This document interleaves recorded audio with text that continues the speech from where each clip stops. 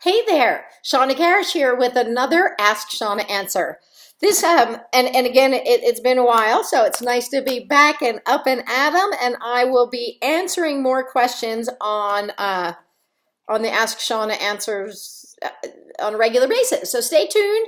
If you haven't subscribed to my YouTube channel, you can, because that's where you'll get the first notification of them. Anyway, there you go. All right, so this question is from Justine, and she says, hi, I have a cob that gets quite aroused. He's a gelding when I clicker train. He gets very mouthy and anxious in training sessions, but I've had to go back to just stroke and scratching him.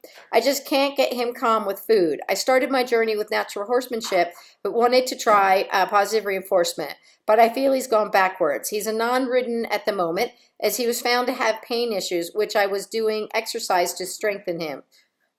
Which you are doing, exercise to strengthen him. Any help would be lovely. Many thanks.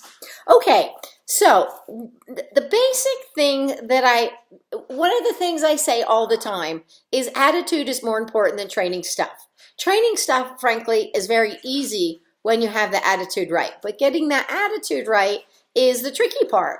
And so I feel like I'm always, when I first work with a horse, I'm kind of making an assessment.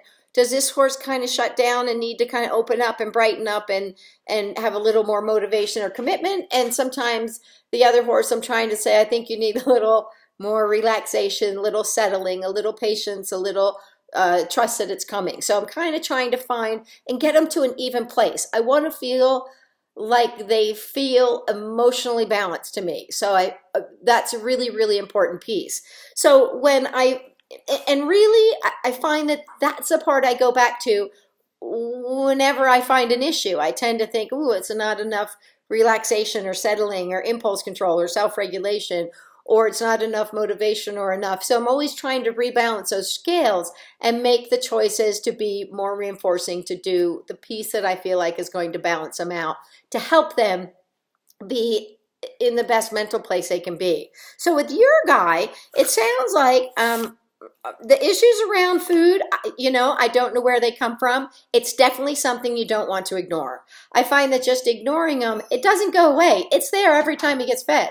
And so it is going on, and it's a stress point. It's something in his life that does trigger some sort of tension. And so I am the type, I would rather we not ignore it, but try to dive in and figure out if we can't help him be better about it. I don't want any horse to feel like there's a hole in them somewhere that if we trigger it, we just may go to this really tense place or something that they feel so insecure about.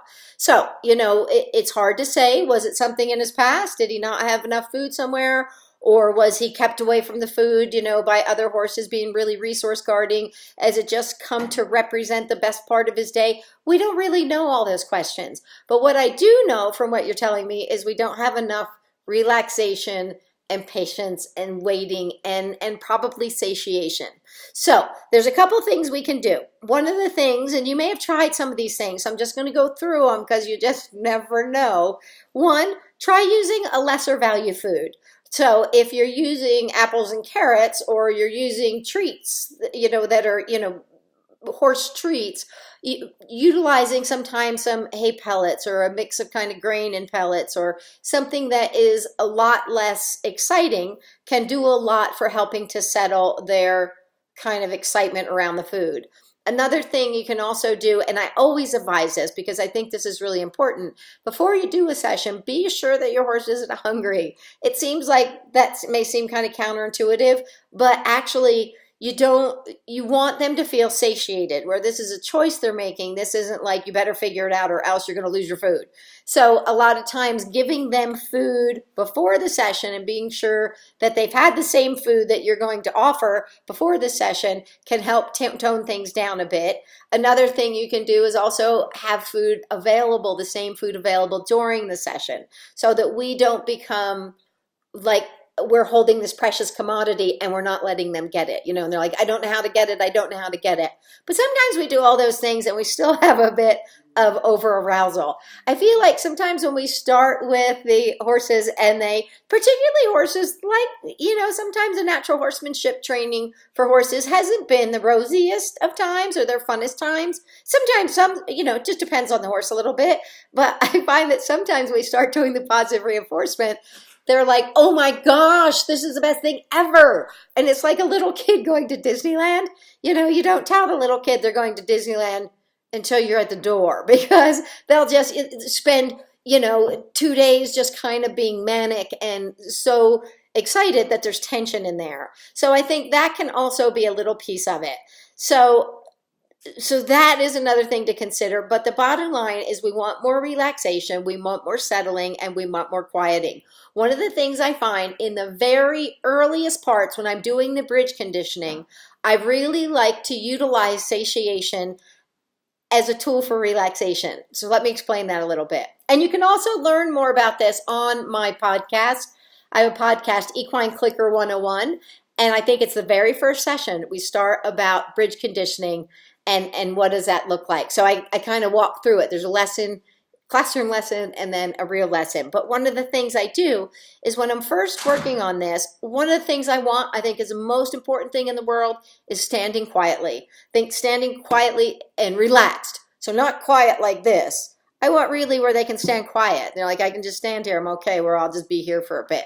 And so I think it's the most important behavior in the world. It's not as easy as it sounds to train, but one of the little tricks I do when I'm first teaching them about the positive reinforcement is, as I have my side bucket and I have it covered, and I wait till they give up a little bit, and then I reinforce over where I want their head to be, and I reinforce a lot.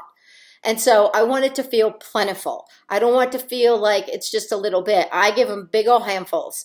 And again, you can use something that they, is not so very exciting. Sometimes in the beginning, I'll use a little more exciting and go down, depending on the horse. If I have kind of a shutdown horse, I may start more exciting, and then once they get the idea, I can go back to the hay pellets or something. But as they're eating, one of the things I tend to notice is when they're eating that big old mouthful of food, they have a tendency to kind of soften a little bit. They're not seeking. They're not trying to figure out, how do I get the next mouthful? They're like, ooh, I'm just enjoying the fruits of my labor. So that means you need to give them enough that they have time to just enjoy and chew. And if it's not happening right away, I'll wait for the next good moment. I click and reinforce again, and click and reinforce again, and click it until they have cheeks full of food. But during that time, you'll notice they're like, okay, I'm good for a minute. And it's a good time to click and reinforce. Because what are they doing then? They're not busy thinking, what do I have to do to get food? What do I have to do to get food? They're kind of settled and they're enjoying the food they have. So mentally, we know they're in a little bit more of a relaxed place. They're less trying to get something done. So that's a tool or step you can actually go back to, which can help quite a bit. And you know what I equate it to? If somebody came to me and I'm hungry, and they bring up a nice big plate of chocolate chip cookies fresh out of the oven, they smell great, and then they break off a chocolate chip and give it to me. And I'm going to be like, yeah, okay, but I want cookies. It's just going to leave me wanting more. It doesn't have me feeling satiated. But if they gave me a few chocolate chip cookies, I have a tendency to go, okay, I'm good. I want more cookies, but I'm not desperate for more cookies. So I think a little satiation can go a long way. And again, if they have the food available during the session, they don't feel quite so desperate to get those pieces from you.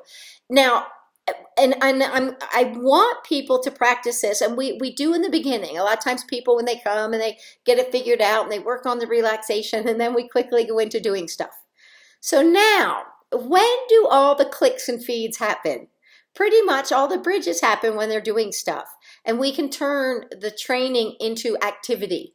And we don't want them to feel like I have to always do something in order to get something. I have to do something in order to get something. It's very human and it's very horse. We both want to go to that place.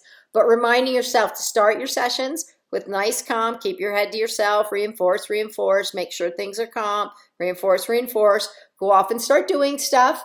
And then if things get too wound up, go back and relax, turn your head away and go back to the calm. So I want that behavior, that very first behavior we learn, the stop and keeping your head to yourself.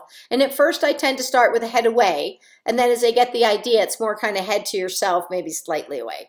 But the more they get this, the more clarity comes with it. They know what it is, they know what to do, and they know it's going to be heavily reinforced. So it becomes a behavior that actually can bring some comfort. But with that, I want to be able to go back to that place. And if I've done it and really work part of the criteria is softening your eyes, ears, nose, breathe soft, relax, and stop trying so hard. A lot of times it's a great reset. So if I'm doing stuff and we're doing free jumping and things are getting lit up and I feel like, ooh, I got too much on my hands, I stop and go, what do we do? And I look for him to stop and go, oh yeah, I just keep my head to myself. So it becomes a great reset and a way for them to take themselves back to a calmer, more settled place. What I've essentially done is built a reinforcement history. I've made it a stronger reinforcement history to stop and keep your head to yourself than it is to get to this, kind of bigger, brighter place. So if I have too much tension, I highly recommend you go back to calm and relaxed. And I'm going to tell you, this is a great idea. And I talk about this a little bit in, I think it's lesson 22 with the reverse round pen, but utilizing protected contact. So if you feel like he's going to be a little too agitated and sometimes putting a barrier between you, whether it's a fence or the reverse round pen or a gate, you can actually be on one side and he's on the other. It can do two things. One, it breaks that the anticipation of now we're doing a session because now you're kind of once removed. So sometimes it can settle things down and give you more opportunities for reinforcement, but it also keeps you in a safer place if he kind of starts to light up a little bit or go down, little extinction bursts or whatever it might be. So utilizing protected contact during this process can be quite helpful. And just get those times when he's relaxed and reinforce when he's relaxed until you feel like he's kind of settled and he's like, slow down, I got enough going on. So remember, take a deep breath yourself, soften and relax, and try to build up a stronger reinforcement history with the behaviors that are more settled and relaxed. And with clarity tends to come more relaxation. So the more he gets the idea that, oh, she's just stopped, I know what to do, I just wait over here. A lot of times they get more relaxed. If they don't know what to do, sometimes it can add up the tension. And one of the things we want to shoot for, I've done this since the marine mammal days, you want to shoot for zero frustration. It's not always 100% possible, but we really want to take it down and really shoot for making sure we're minimizing any tension and frustration in each and every training session. So I know I'm going to think of more things as we go because this is a common problem, but it is, and it's a big one, and it's one that we can get sorted out. But your bottom line is you have two different behaviors going on. He finds it more reinforcing to be lit up, intense, and doing than he does to stand quietly and patient and calm. So we want to rebalance those scales so he's making newer choices to do less. Immediately, it may, at first, I'm turning my head away, okay, I'm keeping my head still. Is that relaxed? No, but it's better than the activity. So I take that until it turns to this and turns to this and turns to this. So I reinforce that and say, that's better, I'll take that. And while they're chewing, oftentimes you'll notice the eyes get softer, the head lowers a little bit. They look a little more relaxed with what's going on. So those are little tips, and I know there's more things that I'll think of. Another thing that can really help you out too is liberty leading. Liberty leading is, actually that's lesson 2. But liberty leading, what we're doing with that, we're walking with them, we're doing the basic lesson to keep your head to yourself, and then doing downward transition. So the downward transition tends to be something they start to learn. Settling is better, downward is better, softening is better. So they're taking their energy down and they're learning to do it. We're not saying do it. We're teaching them to choose to do it. So liberty leading may be also another way to start creating a little bit more settling and building upon that. Anyway, so I hope that helps you out. If you have more questions, Justine, please do not hesitate to send in another question. So I appreciate it, and I think there's a lot of listeners that will really enjoy and relate to this one. So I appreciate it, and thank you for that. You can find out more, as I said, with my podcasts, which are Equine Clicker 101. If you're not subscribed to the site, I will be posting many more Ask Shawnas now. So with my YouTube channel, it's a great way to get staying up to date with the latest up and coming things. And if you want to learn more about me, you can find my podcast, and you can find my Ask Shawnas at www.on-target-training.com.